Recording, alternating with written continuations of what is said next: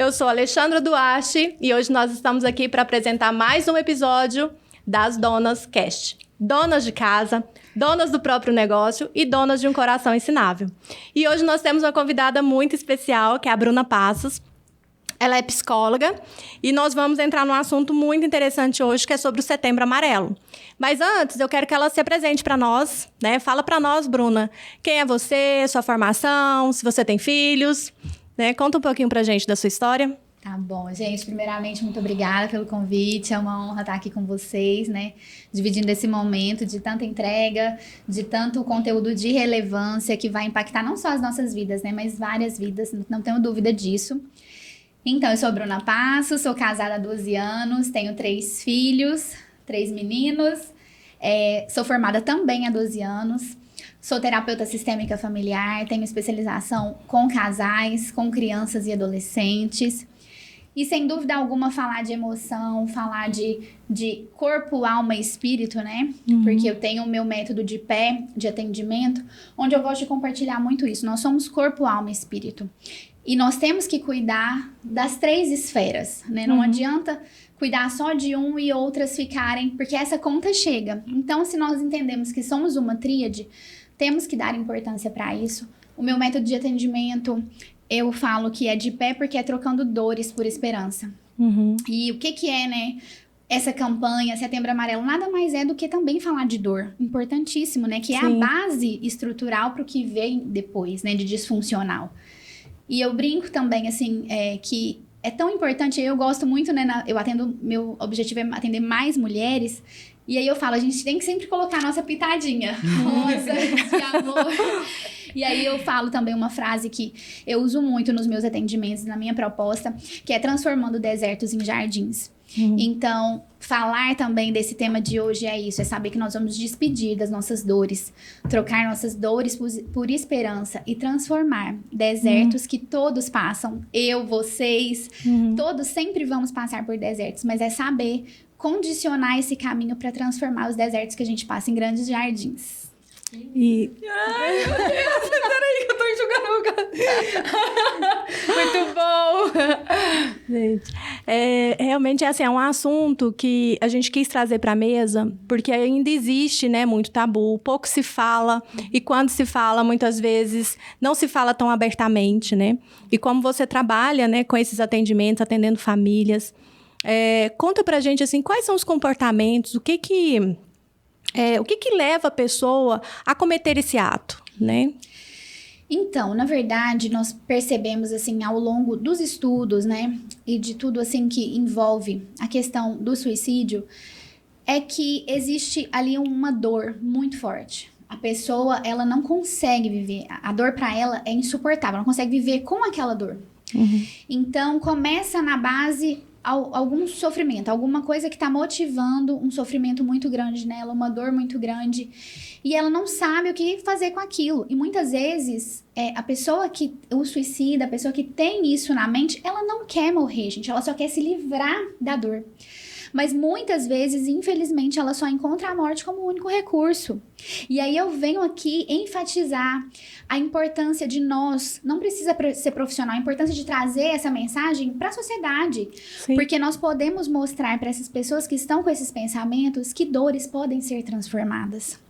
Que dor, sofrimento, trauma não é um decreto final para a sua vida, não é a sua identidade. Você não precisa ficar presa, agarrada àquela dor. Tem formas, tem intervenções importantes para a pessoa se despedir daquilo e mudar a história dela, né? Conseguir encarar essa dor. Porque muitas vezes o ato ele é tomado de forma consciente ou inconsciente, ou de forma calculada, ou de forma que é um impulso, mas exatamente para a pessoa arrancar aquilo que ela não está suportando mais. E sim, existem dores dificílimas, uma coisa que eu gosto de falar muito quando a gente fala também da campanha de dores em geral, é que eu nunca posso medir a minha régua de dor com a régua do outro, né? Sempre tem que ter muita empatia e jamais comparação. Porque o que é dor pra mim pode não ser dor pra você. O que é um sofrimento absurdo pra mim pode fazer diferença nenhuma na sua vida.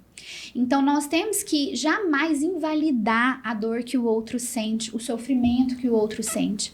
O caminho é sempre o acolhimento, o amor, o resgate de que existem estações de invernos que parecem que você não vai sair daquilo, existem momentos difíceis mesmo, que é aquele processo que você acha que nunca vai conseguir enfrentar, mas tudo na vida nós temos possibilidade de enfrentar e de transformar.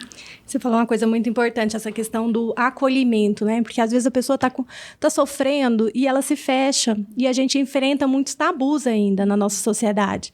De que, às vezes, um dos tabus que... Às vezes a pessoa está num processo depressivo e a depressão, né, de acordo com os dados da OMS, que é a Organização Mundial de Saúde, que a depressão, ela é uma das doenças mentais que mais leva ao suicídio.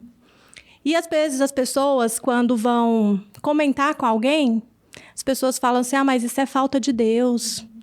Não vai acontecer nada. Quem fala, cachorro que late não morde. Quem fala que vai cometer suicídio tá só querendo chamar atenção, né? E aí a pessoa não é acolhida, ela não é valorizada, ela não é ouvida muitas vezes por quem está perto. Isso. Né? Como que a gente pode diagnosticar isso? Como que a gente pode ajudar quem está do nosso lado? Porque assim, nós não somos especialistas da área de saúde. Mas se a gente perceber, ou se a gente vê, e a gente ouvir, alguém conversar com a gente que está passando por alguma dor, que aquilo está incomodando, que está passando por um processo depressivo, como que a gente pode ajudar? Como que a gente pode ajudar nesse processo? Eu acho assim, em primeiro lugar, jamais invalidar a dor do outro. Acreditar. As pessoas, elas dão sinais, na maioria das vezes, entendeu? Claro que existe o impulsivo, que às vezes ele recebeu, porque a gente também avalia a questão do suicídio na questão que sim, o transtorno mental, né, que pode vir por esquizofrenia, por uma depressão leve, assim, uma depressão simples, básica, mas uma depressão também associada a algum transtorno bipolar. Pode também, né, a questão da esquizofrenia, mas aí nós incluímos também a questão de dependência, né, ao álcool e drogas, enfim, tem essas, e a questão do impulsivo, que é quando recebe uma notícia muito impactante na vida, e aí a gente inclui a questão até de término de namoro, e eu vou entrar um pouquinho disso, da questão da resiliência, porque entra também hoje um grande problema que a gente vê na nossa sociedade, que as pessoas não têm capacidade de suportar. O que é resiliência? É a capacidade de suportar. E hoje nós estamos numa geração que a gente vê isso desde a criança até o adolescente, até propriamente o adulto, que não tem mais capacidade de suportar. Então, e aí toma esses atos impulsivos, né? E aí nós percebemos que também tem, né, a motivação quando essa questão de uma doença, de uma notícia assustadora que venha impactar, mas também de doenças crônicas, HIV, AIDS, o câncer, uma doença degenerativa, que de repente a pessoa não consegue lidar com aquilo, né, e também pensa no ato ou tem o ato em si, ou até mesmo falência também, a gente vê muitos casos, principalmente de homens, né, em questão de falência, de dívidas muito altas. Então, tem uma série de coisas que a gente tem que observar, que tem sim o transtorno mental, na maioria dos casos, mas não é só o transtorno mental. Por isso que hoje qualquer fala que alguém venha te falar, e aí entra a nossa anteninha, né? Uma pessoa que de repente ela tinha uma vida ali normal, e de repente aquela conduta, aquele padrão de vida dela muda, ela começa a ficar super antissocial, isolada, não faz mais as atividades que antes ela fazia, começa a falar muito de morte, começa a dar algum tipo de sinal, a pessoa fica completamente assim voltada para ela, para um escuro, para uma questão que você tem que ligar um alerta. Então, os sinais, eles vão sendo dados de alguma forma, né? E aí é onde a gente entra com esse acolhimento, sem o julgamento. Gente, falar muda tudo. Quando a gente dá espaço para o outro sem julgamento, para ele verbalizar a dor, para ele verbalizar o que tá afligindo, para você, naquele primeiro momento, acolher. Você não vai dar a saída, porque tem gente que fala assim, não, você tem que ir pra igreja, é falta de Deus, né? Que é uma coisa assim, ou não, você tá falando isso, aí vira pra uma outra pessoa e fala, não, quem fala não faz, quem quer fazer de verdade vai lá e faz. Isso é uma grande mentira. Nós não podemos pegar, usar a religiosidade para essas situações, ou muito menos invalidar a dor do outro, gente. Invalidar a dor do outro é algo que descredibiliza demais e que faz a gente ir numa maré contrária, de, em vez de ajudar, você de fato atrapalhar. E aí, muitas vezes, a pessoa se fecha, né? E se isola. Isso, né? Eu digo por mim. Há algumas semanas atrás, eu me vi, eu consegui me enxergar a que ponto eu tinha chegado com a minha dor. E só meu marido sabia dessa dor que eu tava passando. E essa dor, ela tava me consumindo de uma forma que eu não enxergava, mas eu comecei a perceber alguns comportamentos que você citou aqui. Eu era uma pessoa que sempre tava assim, nossa, vamos sair, vamos viajar, vamos organizar, vamos fazer algo. E eu falo assim que foi nesse primeiro semestre, né? Começou já no início do ano, que eu já estava sentindo mais triste, sucumbida pelas demandas da casa, as demandas do trabalho. E eu falando, gente, tem que ter algo mais do que isso aqui, tem que ter algo mais do que isso aqui, até chegar no ponto que eu cheguei, né? Que eu me vi, assim, eu falei, meu Deus, eu preciso de ajuda mesmo, né? E a ajuda veio, graças a Deus, mas é muito interessante que, às vezes, quando a gente passa por isso, a gente não vê que a gente tá passando por isso. E aí, eu fui deixando de planejar as viagens. Eu falei, não, eu não quero, parece que eu não quero sair, eu não tô animada. A Bruna, gente, pra quem não sabe, ela é minha prima. E ela sabe o quanto eu amo programar as festas das minhas meninas. Eu cheguei num ponto, as festas, a aniversário das duas é daqui 20 dias, que eu falei assim, eu não quero organizar o aniversário delas esse ano, não tô no clima. E aí, o Alexandre sabia, né? Eu já falei que meu marido sabia. E quando eu fui buscar ajuda além... Porque até o ponto de você falar assim, não, então eu estou precisando de ajuda. Eu preciso buscar ajuda em outro lugar, em outra pessoa, com um médico, com um psicólogo. Realmente eu tô enxergando aqui que eu tô eu tô muito, assim, cega, né? Eu tô num processo muito nebuloso. E aí eu fui vendo, fui entendendo e fui conversando e fui verbalizando. Olha, abri com as meninas, olha, eu tô sentindo isso. Tô sentindo que, né, eu realmente tava sem esperança na vida. E foi um momento também que Deus olhou pra mim. Deus olhou pra mim e falou assim, tira um pouco o foco de você. Você tá muito focada em você, você tá muito focada na sua dor. E é engraçado como eu vi, assim, eu muitas vezes tão focada em mim, tão focada na minha dor, que eu ia atrás, tipo assim, queria saber das pessoas só pra alimentar mais a minha dor. De tipo assim, nossa, a pessoa é tão capaz, mas eu não sou capaz tanto quanto ela. Então, a vida do outro era só pra alimentar mais a minha dor e eu me fechar mais na minha incapacidade, na minha fraqueza. E aí, quando eu fui verbalizando, eu vi o potencial das pessoas em me ajudar, em ser meu apoio, em trazer esperança pra minha vida, igual você tá falando aqui, né? O seu papel é trazer esperança. Então, muitas vezes, você não tem esperança no futuro. Você acha que não tem um futuro. Que é ali, o que você tá vivendo, a dor que você tá vivendo é ali, pronto, acabou. O dia de hoje é o que tem pra você, mas há um futuro pra você, né? E isso é muito importante, assim. Eu acho que a gente tem que falar. Eu, como uma pessoa que passou por um processo, né, e estou num processo de tratamento, acredito nisso, assim, de reconhecer, e agora eu vou buscar um psicólogo, agora eu vou buscar um tratamento, eu vou buscar um psiquiatra, eu vou buscar, né, pra me erguer. Porque pode ser... Claro, a gente tem recaídas, né? E agora que eu tô bem, que eu tô enxergando, eu acho que... não, agora eu tô bem, então eu não vou voltar para aquele lugar. Mas a gente tem que tomar atenção, porque a gente pode voltar para aquele lugar, né? E aí entra nessa questão. Qual que é a forma de diagnóstico? Quais são os tratamentos que a gente tem para, né, para combater essa doença, assim, essa dor, né? Não vamos falar doença, essa dor latente. Eu achei interessante a sua fala, né? Quando você diz, quando eu comecei a falar, tudo em volta começou a mudar. A fala, ela é muito importante, porque a gente tem que conseguir colocar para fora, de alguma forma. Por isso que tem que ter um bom ouvinte. Para quem quer esvaziar-se da sua dor, então, assim, que sejamos, né? E aí eu olho aí para todo mundo que estiver assistindo a gente, que sejamos bons ouvintes. Porque sempre vai ter alguém do nosso lado que quer, que tem a necessidade de, às vezes, estar ali guardando, de soltar alguma dor, né? De falar. E a partir do momento que você começou a falar, as coisas começaram a mudar, porque as pessoas foram sinalizando, gente, ela não tá bem, né? Imagina se você estivesse guardando isso ainda só para você.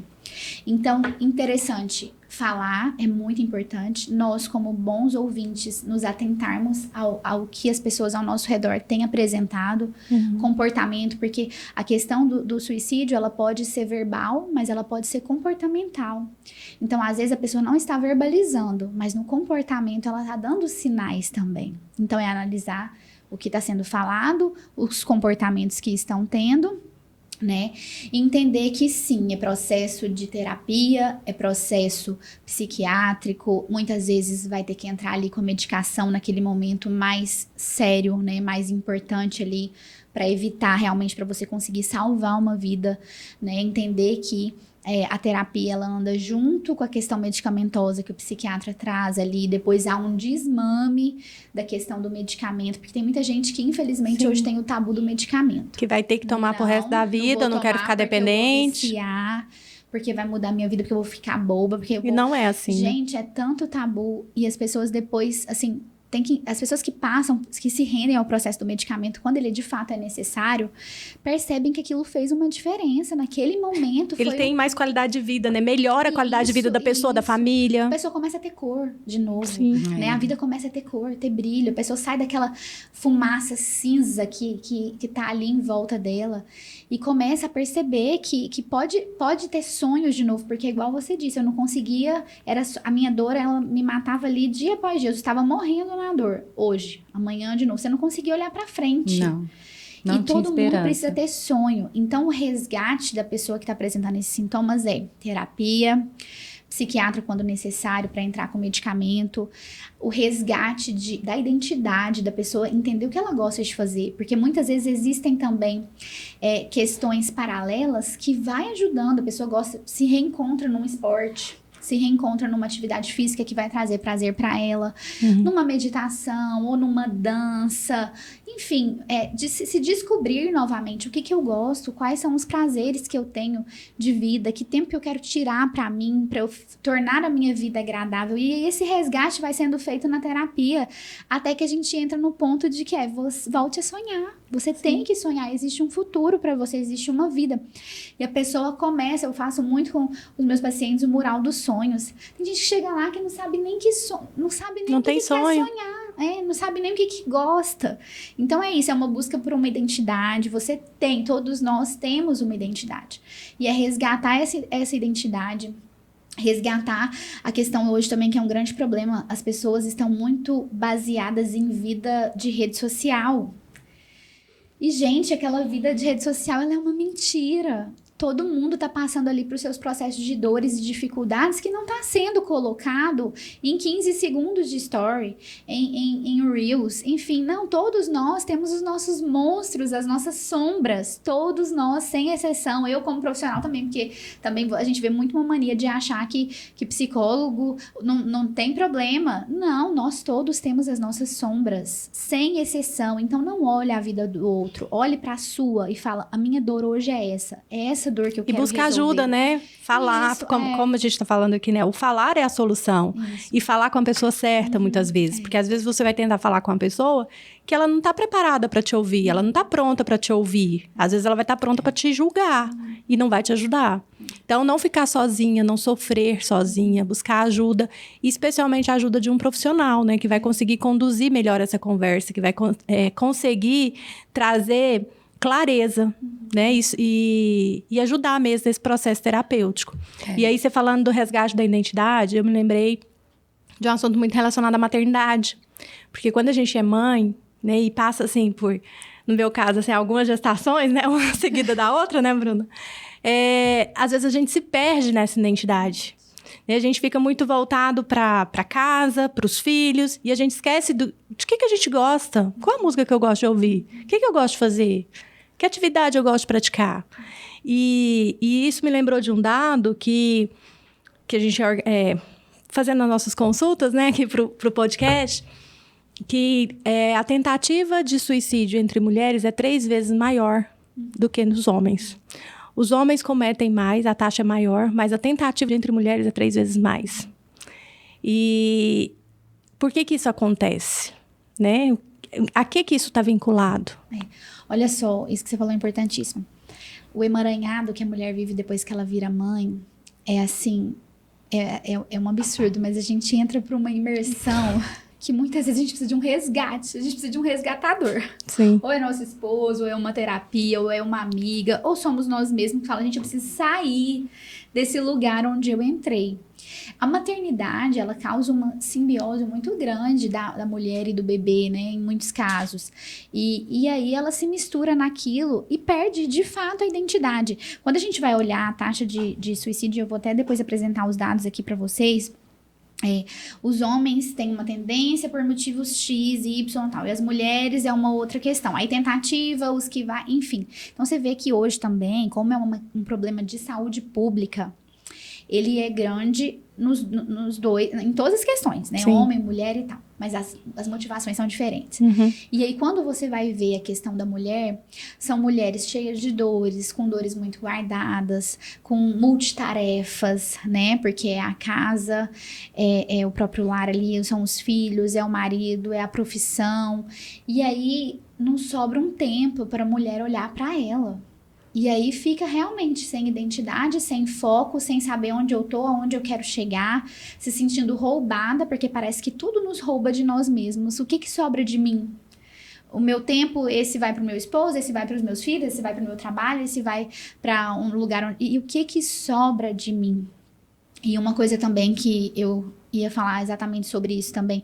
Quando eu falo sobre nós sermos a tríade, né, de corpo, alma e espírito, por muito tempo a psicologia não se falava da fé. E quando eu falo fé, eu tô falando de qualquer tipo de fé, né? Não tô falando de religião, tô falando de fé. De você entender que somos corpo, alma e espírito e um complementa o outro. E a importância do espiritual, né, na vida também. De você resgatar Sim. isso dentro de você. Porque hoje a neurociência já comprova isso. O tanto que a fé, e seja a fé aonde você acreditar, mas a fé que você coloca em algo, né, muda história. Então é a fé que eu coloco em mim também, né, que eu sou alguém que fui desejado, que fui amado, que estou aqui viva, que tenho uma identidade e mesmo que eu tenha me perdido diante de tudo que a vida me propôs, eu vou fazer esse caminho de reencontro comigo mesma, né, para sair desse buraco mesmo de nossa, não tem mais sentido ficar aqui, né? E tem sim, gente, enquanto tiver respiro, enquanto tiver vida, existem motivos para nos trazer sentido. A gente só precisa reencontrar esses motivos, porque muitas vezes eles estão perdidos de nós. Sim. E aí, até a questão dos dados, né, que impacta quando a gente fala, né, de Setembro Amarelo e vem trazer esses dados. Segundo a Organização Mundial de Saúde, a cada 40 segundos alguém suicida. Então, nós estamos aqui. Quanto tempo nós estamos aqui? É muito... Gente, é surreal. Muito. É doloridíssimo quando a gente pensa nisso. A cada 40 segundos alguém se suicida. Em cada 3 segundos, uma pessoa tenta se matar. Em cada 3 segundos. Há quantos segundos nós estamos aqui? Isso eu vou arrepiando. Eu vou falando assim, isso dói, isso fere. A gente fala, gente, nós precisamos... como sociedade, de forma, assim, mundial, fazer algo, né? As escolas, desde o início, preparar essas crianças... As famílias terem... Nós temos que ser treinadas. Eu falo que terapia é treinamento. Nós precisamos ser treinados para a gente conseguir ofertar isso na vida do outro, na vida dos meus filhos, na vida de todos, né? A gente precisa desse treinamento. E então isso significa que em um ano mais de 800 mil pessoas perdem sua vida. É demais. Acontecem 16 milhões de tentativas durante o ano. Então, assim, gente, é muito. E ele é a segunda principal causa de morte de adolescentes, né? Entre idade de 15 a 29 anos. A segunda causa, a segunda principal causa, né? Por fatores, sim, psiquiátricos, como a gente já disse, sim. Mas também familiares, Sim. religiosos, bullying, que a gente sabe que é uma coisa, assim, que a gente tem que preparar, nós que somos mães de filhos pequenos, preparar essas crianças para entenderem o que é, conversar, para não cometerem, porque hoje o que se mais vê, né? Começa da criança ali, da infância já praticando bullying. E no Brasil acontece uma morte de suicídio por cada 45 minutos. Que no final totaliza 32 brasileiros que morrem por dia vítima do suicídio. Gente, é um problema de saúde pública. É um problema de mundial. saúde pública. Então, assim, é o que eu falo. Vamos olhar ao redor, né? Vamos ter essa empatia com o outro, né? Essa noção de que começa em mim para depois ser através de mim. Né? Todos nós precisamos olhar para nós, para as minhas dores, para as suas dores, para as nossas dificuldades e buscar ajuda, verbalizar, para depois ser através de você. Uma mulher que venceu uma dor, que venceu um sofrimento, igual a Alana tá contando aí, que ela tá vencendo um processo, depois ela é legítima para ajudar outras pessoas naquilo que ela já venceu. Então, se todo mundo primeiro começa em mim, para depois ser através de mim, a pessoa entende que tem que olhar para si primeiro, para resolver os seus problemas, as suas dores primeiro, os seus sofrimentos, depois ela é legítima para ajudar qualquer pessoa que se aproxima dela, né? Então, é muito importante esse processo de autoanálise, de acolhimento, primeiro em mim, depois através de mim. E voltando um pouquinho nessas formas de tratamento, no backstage, né, a gente estava conversando que muitas vezes você precisa voltar na família do paciente, né? Para ver se tem algum caso de suicídio, porque isso também pode ser até genético, pode ser, né, mais do que isso, mas também pode ser também algo que vai passando de gerações para gerações. Comenta um pouquinho sobre isso. A gente chama na minha abordagem, né, de atendimento de transgeracional. Mas a gente entende que tudo é transgeracional. O que é? Um problema, uma dor que a gente nem imagina, mas que passa de geração em geração. Então, dentro da sistêmica familiar, nós não invalidamos as gerações. A gente olha para o indivíduo, aquele que chegou na terapia, mas a gente entende que antes dele veio uma geração e antes dele veio outra geração. Então, primeira sessão eu faço o genograma, que é o desenho familiar do paciente, onde eu venho com os avós por parte de pai, mãe, todos os tios, desço para os pais, caso esses pais ali, vem os filhos, que é a pessoa que me procurou, mais os irmãos, e aí vem, se ela é casada, vai para o casamento e desce para os filhos dela. Aquilo que a gente não vence na nossa geração de problema, 100% emocionalmente falando, nós vamos transferir para a próxima geração. E aí fica um alerta para nós hoje que somos mães, né? Meu Deus, Nós precisamos vencer as nossas dificuldades e as nossas dores na nossa geração. Para que os nossos filhos não precisem lutar essa luta quando eles forem na condição de adultos. E isso é muito sério, porque eu falo, se eu não consigo fazer por mim, eu vou fazer por amor a eles. Eu vou vencer esse trauma. Eu vou vencer porque... Gente, é impressionante. Em set terapêutico, a gente observa. É transgeracional. Passa. Emocionalmente falando. Não tô falando nada no cunho espiritual. Eu estou falando de emoção. Passa. E aí, quando a gente fala do suicídio, a gente pode estar falando do quê? De uma pessoa que ela está com uma lealdade à dor. E muitas vezes essa dor não vem dela. Pode vir dos pais, pode vir dos avós. Ela pode estar dentro do contexto familiar, num lugar que não é dela. Você sabe filho que vem para tapar buraco emocional de carência de mãe? Esse filho, ele não vai estar no lugar dele de filho. Ele vai estar como salvador daquela mãe. Então, lá na frente, essa conta vai chegar. Então, a pessoa que ela tá passando por um processo com ideal suicida ou com tentativa suicida, enfim, é reencontrar dentro daquele contexto familiar também o que está acontecendo. Eu olho para ela naquela condição atual, mas eu vou olhar para a família sem dúvida alguma, porque na maioria dos casos a gente percebe no âmbito familiar algo disfuncional que vai explicar aquele pensamento dela, aquele problema dela atual. E aí é onde chega, né? Eu, que sou da sistêmica familiar, eu sou muito intervencionista. Nós somos dessa abordagem. A gente é uma terapia intervencionista. Nós passamos tarefa, nós entramos, nós falamos. Quando a gente junto com o paciente, identificamos aquilo, então vamos despedir dessa dor. Então vamos voltar para o seu lugar de origem. Tudo que é disfuncional na minha casa, com os meus filhos, está no lugar errado. Então eu tenho que trazer todo mundo para o lugar certo. Eu não posso ser mãe da minha mãe, nem melhor amiga da minha mãe. Eu tenho que ser filha.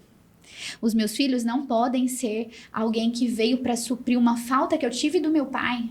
Não, eles são meus filhos, eles não vão tapar buracos na minha alma. Então eu tenho que descer eles para a condição de filhos e não de salvador da minha carência, da minha dor. Se a gente coloca eles nesse lugar, é uma carga emocional muito grande para eles, né? E eles vão carregar isso pro resto da vida. E a conta chega, gente, eu sempre falo, a conta chega. Se não for na nossa geração, vai chegar na geração dos nossos filhos. Sim. Então, assim, eu falo assim, eu faço terapia, sou psicóloga, entendo as intervenções. Às vezes, eu e meu esposo, eu já falo, ele já pensa também sistemicamente. Então, ele já fala, o filho tá querendo vir pro meio dos nós dois. Fala, você não precisa salvar o nosso casamento. Porque filho, quando observa que os pais pode ter algum conflito, que é coisa normal de qualquer casal, tem muito filho que quer subir pra esse lugar. Filho tem que estar abaixo da gente, quer subir ali pro meio. E a gente fala, meu amor, olha, a gente cuida do nosso casamento, você não precisa cuidar. É o filho que toda noite vai pra cama dos pais, é o filho que toda noite, que a gente chama, tá emaranhado muito com a mãe ou com o pai, enfim. Pra tudo tem uma resposta. E pra tudo vem uma carga pesada e que a gente tem que buscar e ir atrás disso para deixar tudo funcional. O que é funcional, quanto mais treinamento a gente vai proporcionando na terapia, as coisas vão fluindo e as dores vão sendo, né, vão se despedindo das dores, das vontades de morrer. Por que eu quero morrer? Não, eu tenho que agarrar na minha vontade de viver. Então vamos despertar a vontade de viver. Sim. E a gente encontra sempre nós encontramos algo que ali a gente pode, eu falo que é um tesouro, que ali a gente pode fazer uma intervenção que vai mudar toda a história da pessoa. Bruna, eu nunca tinha pensado no processo terapêutico como algo que pode ser treinado, como tudo na vida, né? Mas no processo terapêutico eu nunca tinha pensado. E pensando nisso, eu queria que a Alana falasse de alguns dados que ela citou pra gente antes da gente começar, que me chocou. Porque quando a gente tem algum problema, ou algum desafio, ou alguma dor intensa, eu acho, não sei, você pode me corrigir se eu estiver errada, mas é da nossa natureza a reclusão, né? E a Alana trouxe alguns dados sobre a solidão que me chocaram. Eu tirei do livro Pirâmide da Sabedoria, é um livro muito, muito maravilhoso, de Britt McKean, desculpa. Mas ele fala sobre a solidão. As pessoas falam que as pessoas estão cada vez mais solitárias, isso é um fato, né? A gente já até falou sobre isso aqui. O índice de solidão nos Estados Unidos de 2018, da Cigna, descobriu que pouco menos da metade, 46% dos americanos, sempre ou às vezes se sentem sozinhos, com os mais altos níveis de solidão entre a geração Z, que nasceram em 1995 e 2010, e os millennials, que somos nós, 1982 a 2004. E a solidão, esse é muito impactante, tem o mesmo impacto na mortalidade que fumar 15 cigarros por dia e ainda é muito mais perigosa do que a obesidade. Então, assim, o que mais me alarma aqui, e os dados têm mostrado, é essa geração Z. Essa geração Z dos meninos que nasceram em 1995 a 2010, que hoje são os adolescentes. 2010... Hoje, 2023, são os nossos adolescentes, né? Eles estão se sentindo sozinhos. E aí, eu acredito que vem muito por essa dinâmica da sociedade, né? As pessoas não querem mais se aprofundar. Tudo é raso. Uhum. E aí, você tá numa família que as pessoas não se aprofundam no relacionamento. Você tem amigos que não querem se relacionar profundamente, não querem olhar pra você, enxergar você e ver sua dor. E falar assim, eu tô aqui. Vamos tomar um sorvete, vamos estar junto, eu tô aqui pra te suprir, sem nada em troca, simplesmente ser o seu apoio aqui, o seu ouvido. E as pessoas não têm mais essa prática. Os meninos, eles estão... É engraçado, né? Eu tava conversando com uma arquiteta e ela foi num show. E ela falou assim que tava nesse show e curtindo esse show do Nando Reis. E do lado dela tinha uma menina que, tipo assim, ela só tava no celular, no show. Só no celular. E aí, ela na hora de gravar o stories, ela virava e cantava as músicas... Mas quando ela terminava aquele contexto ali, ela voltava pro celular. Ela não saiu do celular para olhar, para curtir uma música. Era tudo uma encenação. Então é isso. Quando a gente ia em show, a gente nem levava celular. A gente estava ali curtindo com os nossos amigos. Né? A gente estava inteiro naquela situação. E aí eu acho que talvez seja mais fácil para nossa geração. Quando a gente, assim, chega nesse ponto, a gente tem até uma base, sabe? Uma base, assim, que a gente nasceu num contexto que era menos tecnológico, que tinha mais profundidade. Agora, para esses meninos, que tá tudo muito raso, até os pais estão rasos, até os pais estão trocando os filhos pelo celular, pelas demandas daqui, né?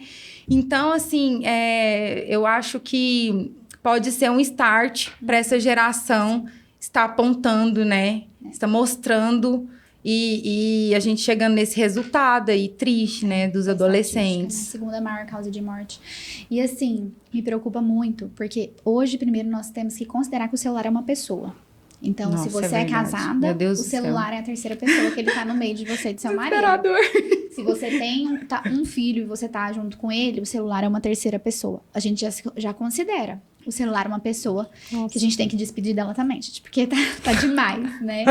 E isso é um olhar crítico. Aí eu falo assim, a sociedade, ela evoluiu tanto que agora ela tem que entender que ela vai precisar fazer um caminho de voltar ali um pouquinho para resgatar coisas que já estão perdidas, olho no olho.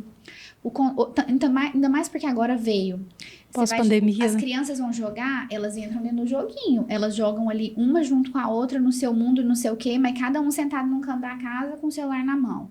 Agora veio o metaverso. Então, assim, tudo você fica sem se relacionar. Realmente, são fachadas de relacionamento que, na verdade, não existem, porque realmente tudo muito raso, tudo muito ali, não há aprofundamento de você, primeiro que você muitas vezes nem olha no olho, então como que você vai reconhecer que uma pessoa tá triste se você não aprende desde criança a identificar o que é emoção, o que é sentimento. Dá nome para as emoções, inclusive, isso, né? Hoje tem um trabalho em escolas muito bacanas de desenvolvimento emocional, que eu acho que hoje as escolas têm que bater pesado, mais do que história, português, enfim, mais do que matérias básicas que a escola tem que trazer, mas ter uma matéria chamada inteligência emocional, porque a rede social veio para roubar isso.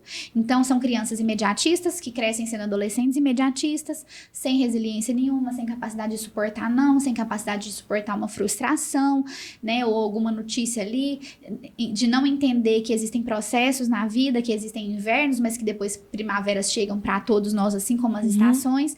E as crianças já vêm com essa não sabe nem nomear o que é feliz, o que é muito feliz, o que é triste, o que é muito triste, o que é raiva, o que é frustração, não entende que depois ela vai voltar a sorrir. Então, as próprias crianças estão crescendo e se tornando adolescentes que não sabem nomear o que sente. E tem muitos adultos que não sabem também. E como que vai pedir ajuda se nem eu sei o que eu tô sentindo? A gente muitas vezes tá no automático e não para perceber o que eu tô sentindo. Né? Tá me doendo? O que tá me incomodando?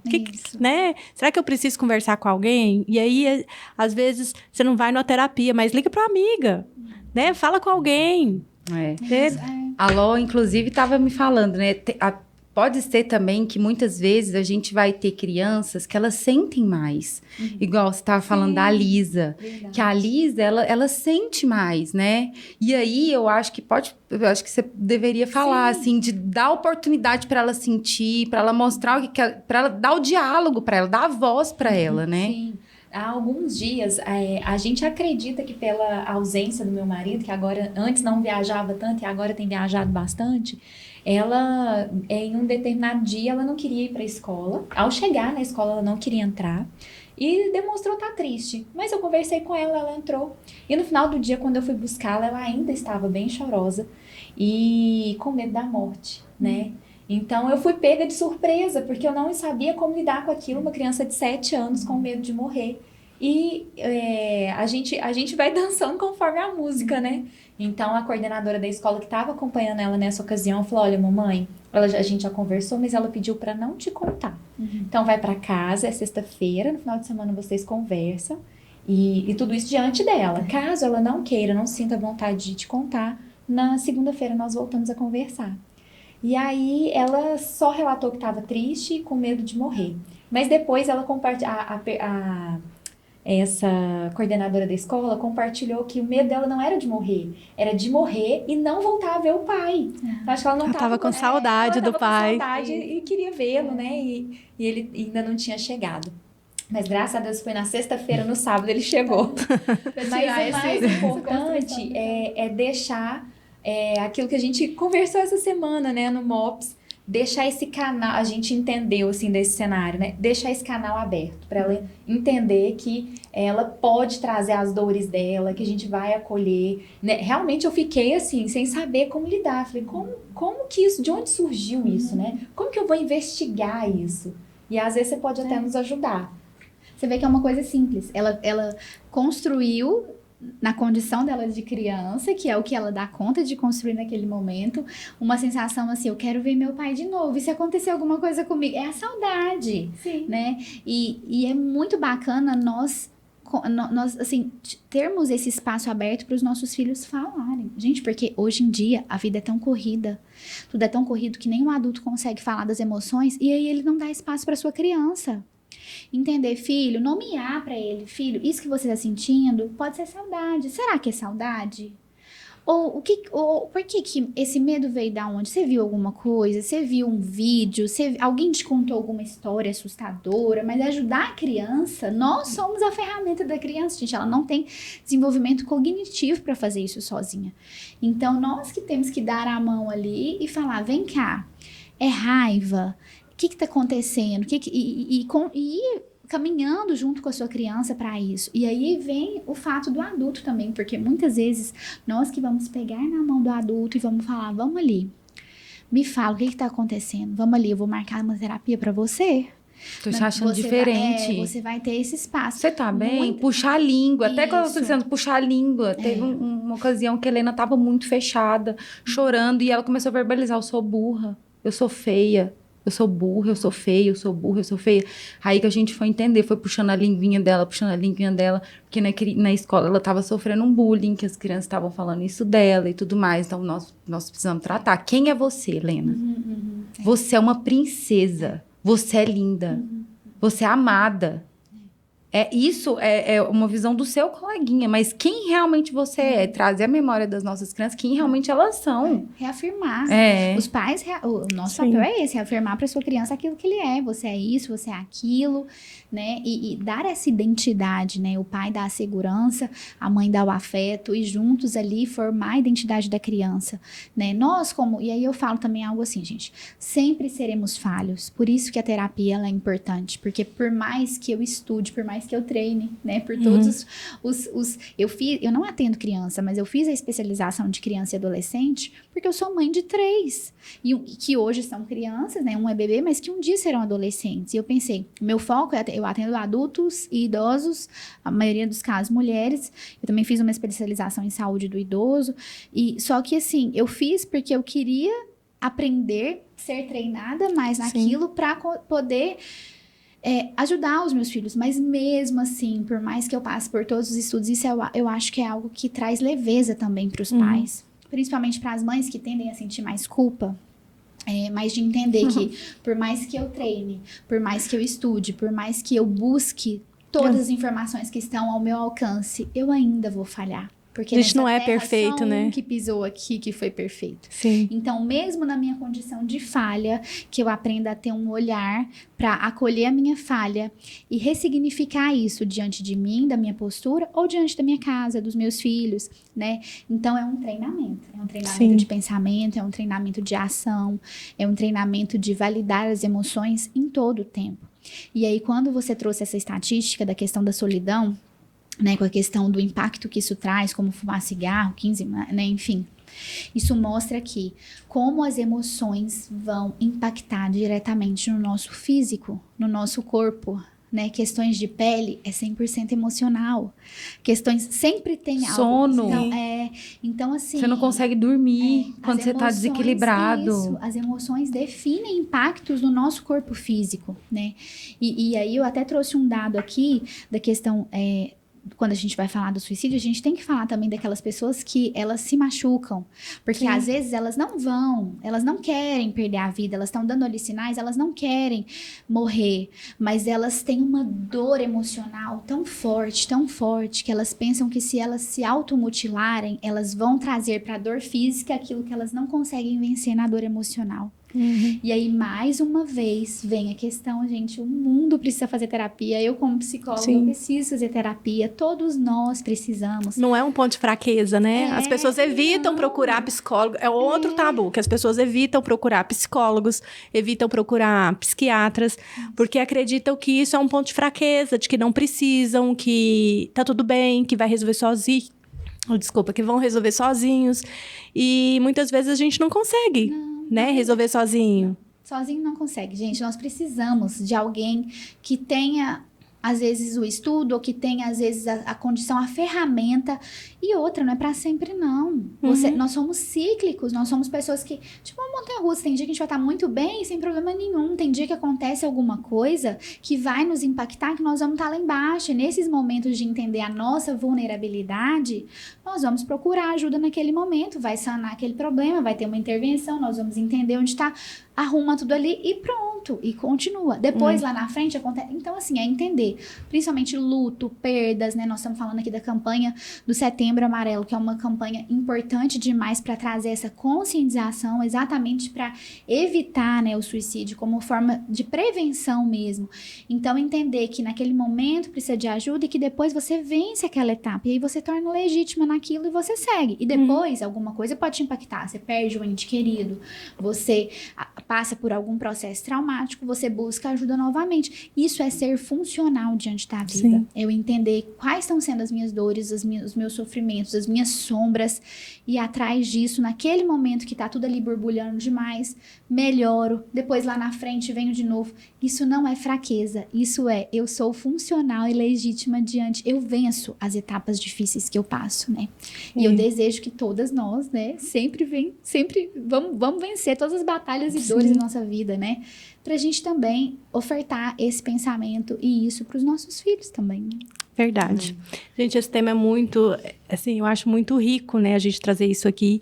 E fica o convite, né, assim, a reflexão para quem estiver nos assistindo, que é um assunto que a gente pode falar também dentro das empresas, por que não? Inclusive, a gente deve, né?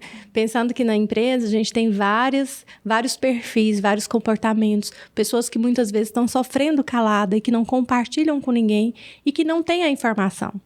Não sabem que elas não precisam passar por isso sozinha. Ou, às vezes, tem o entendimento de que eu não posso falar com ninguém, ninguém vai me entender. Então, quando a gente está, né, dentro das empresas, existe um cronograma que a gente faz pensando na saúde ocupacional do colaborador, independente do segmento da empresa, onde a gente pode programar temas que são relevantes para a saúde mental do colaborador ou para a saúde do colaborador como um todo, buscando qualidade de vida, buscando equilíbrio. E esse tema do suicídio é um tema importante, o gerenciamento das emoções é um tema importante e que a gente pode incluir, né, enquanto sociedade, enquanto empresários, enquanto pessoas que são responsáveis, né, por outras pessoas. A gente pode trazer isso para a nossa realidade. A gente pode impactar a vida de outras pessoas trazendo informação, né, que é o que a gente está fazendo aqui agora. Então, quero deixar o convite para você. Se você ainda não se inscreveu no nosso canal, se inscreva, compartilhe esse vídeo com mais pessoas, porque a gente quer, nosso intuito é trazer informação, conscientização e trocar mesmo experiências com outras pessoas, ok? Nós agradecemos muito a Bruna. Sim, foi muito obrigada, Bruna. E eu acho que esse é o intuito mesmo, né? Da gente tá aberta e se você precisar de nós, nosso @ tá aqui. Se você, através desse vídeo, está precisando de uma ajuda, de falar, enfim, né? Tentar buscar esse auxílio mesmo para enfim, compartilhar a sua dor, nós estamos aqui. Nós nos comprometemos a estar aqui, né? E às vezes até te encaminhar para pessoas que são especialistas e vão conseguir te dar um suporte que você precisa. Então, é isso. Muito obrigada por estarem aqui conosco. Obrigada, gente. Obrigada, Bruna. Mais esse episódio. Foi ótimo. E deixando assim claro, né, como última mensagem que nós temos no Brasil, uma rede de apoio muito grande, que é o CVV, que é o Centro de Valorização pela Vida. Ótimo. E se você está passando por algum momento, né, de dor absurda que você não está conseguindo administrar, e você já tenha pensado algo nesse sentido de ideias, né, de morte mesmo na sua mente, o CVV, o telefone é 188 e tem pessoas ali prontas, preparadas para te atender 24 horas por dia, os 7 dias da semana. Então, ali para um primeiro, né, apoio, para uma primeira busca, é um local que você pode falar, que você vai ser ouvido. E nós, como sociedade, que tenhamos esse ouvido também, né, para acolher, para ouvir e para saber falar realmente naquele momento com muito amor e empatia. Muito obrigada. Obrigada, Bruna. Obrigada, gente. aí, Até o próximo episódio. Até o próximo episódio. Pronto, foi ótimo.